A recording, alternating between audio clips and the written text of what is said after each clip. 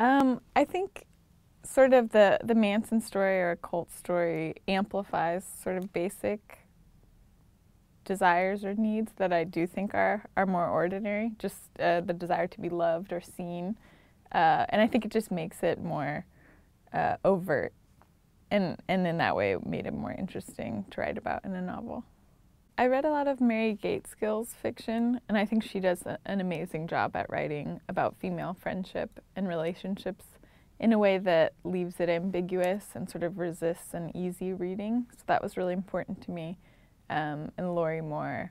And also I was thinking a lot about books with sort of older narrators looking back on an important summer or moment. So John Banville wrote an amazing book called The Sea that I was thinking a lot about in terms of structure. I did. Sometimes I only listened to instrumental music, but then there were days when I just listened. This is what's wonderful to me about the internet is like you can find a website that will just play like the top radio hits from August of 1969. So it was fun to listen to those. And I didn't want to put too much of it in the novel because I didn't want it to feel too specific to the 60s in a way that might be distracting. In a lot of ways, I think Evie is a character who got emotionally stuck in the summer of 1969. So I don't think she had a full adult life. I think she always felt a little bit stunted. And I think she's had some friendships, but never felt like she could get that close to someone. And I think in a lot of ways she lives like a very transient lifestyle with not a lot of roots in one place. I read a little bit about psychology, but I think it's just really trying to imagine what it was like to be a teenager and remember those sort of extreme feelings where everything was black and white.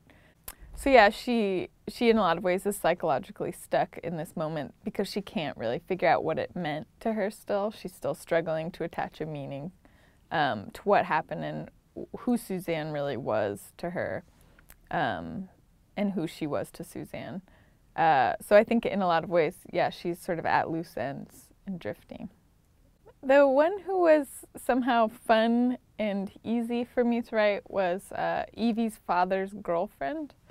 I think my next project, I know it will not be set in the past, even though I enjoyed exploring, especially the 60s, because I feel like it's such a dynamic moment. But I think I'm interested in thinking and writing about contemporary issues.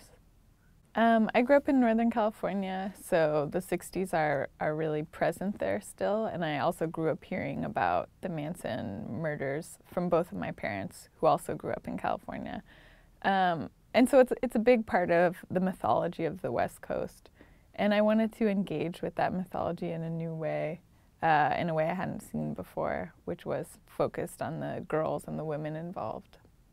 And then in terms of research, I talked a lot to my parents. My mom kept a diary when she was 13, around 1969, so I read her diary. And then there's so much wonderful books and movies from that time.